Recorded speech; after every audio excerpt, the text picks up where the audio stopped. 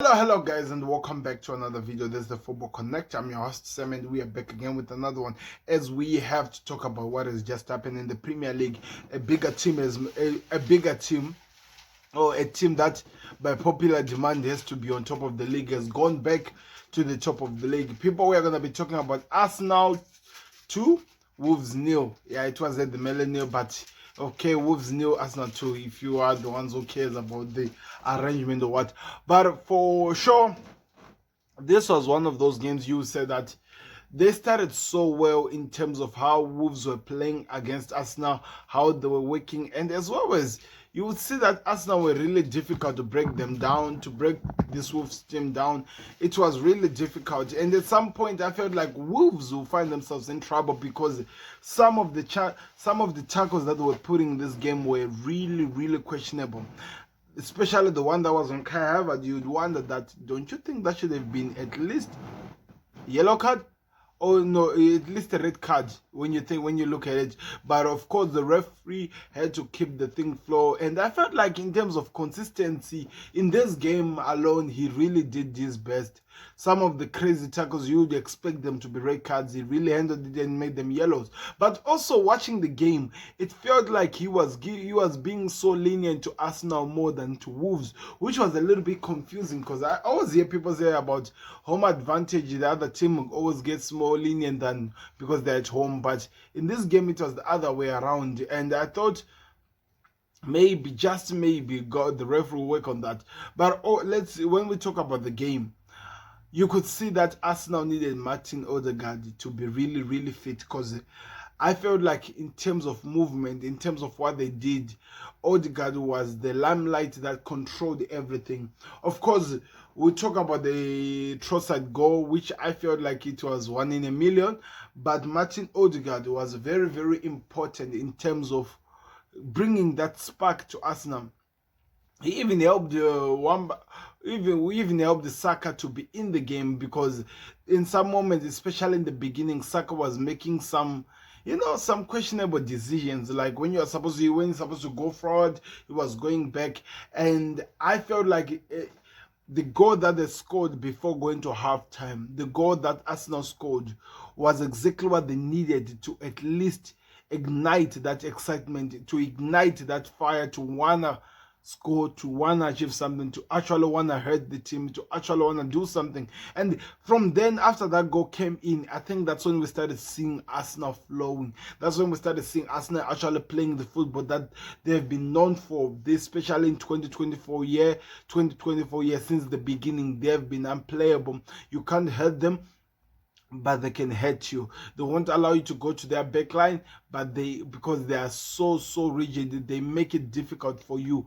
And of course, you'll be looking at Wolves because there's so many injuries. So in some point, some of the players, like for example, this young kid who's a Zimbabwean international who played like his first debut, like starting from the beginning, I could see that there was a little bit of fear. Remember, he was playing Arsenal, but somehow when he made the first good cross, which was going on the like on the other side, like on the overlap, it helped him to grow in the game. And when he grew up in the game, he was starting to make some important touches.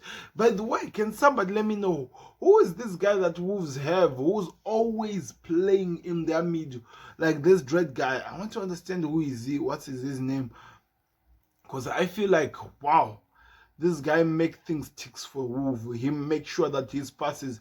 Oh, it's Traore. Traore, I think for me, I have to say he was one of the amazing players I saw today. The passes, the way he was fighting the balls, the way he was making it difficult for the midfield of Arsenal to actually play. To be honest, I did not even see so much of Kai Havertz in the first half, and as well as Odegaard was trying, but it was difficult because of the dirty work that this guy called Traore was doing, and as well as the back three that they were playing. I think it was also good. They played it so well. They controlled the game, and to be honest, getting the result that they did, you actually said that, okay, maybe they do deserve that.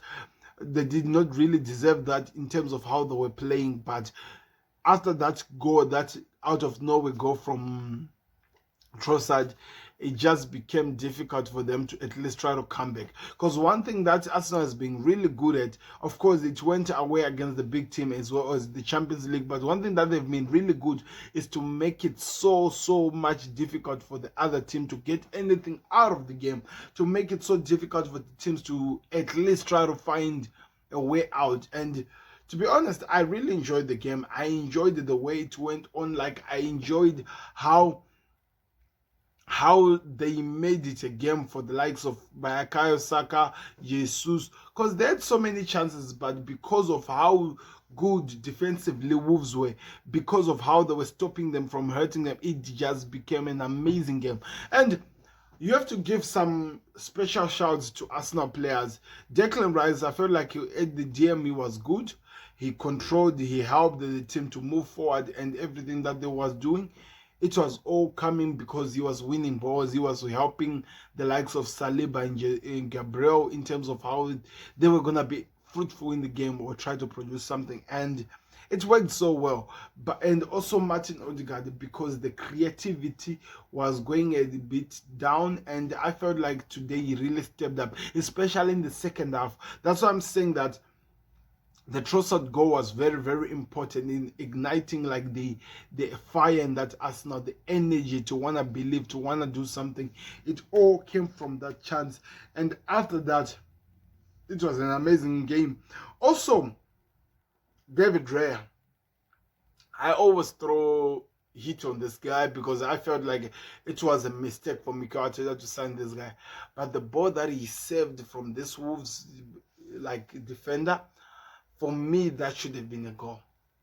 That should have been a goal. The goal that he saved against, who's his name?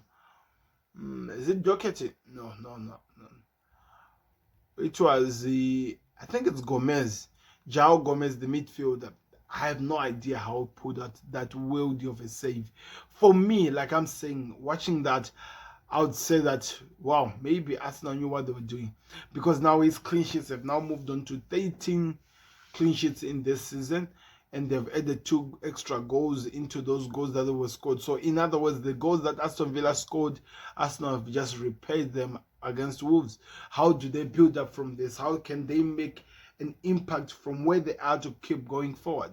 That is the question that we all are here going to be waiting to see, and we want to know. I want to know your thoughts in the comment section. What did you think of today's games? Who's impressed you the most and who disappointed you a bit? Let me know your thoughts in the comment section.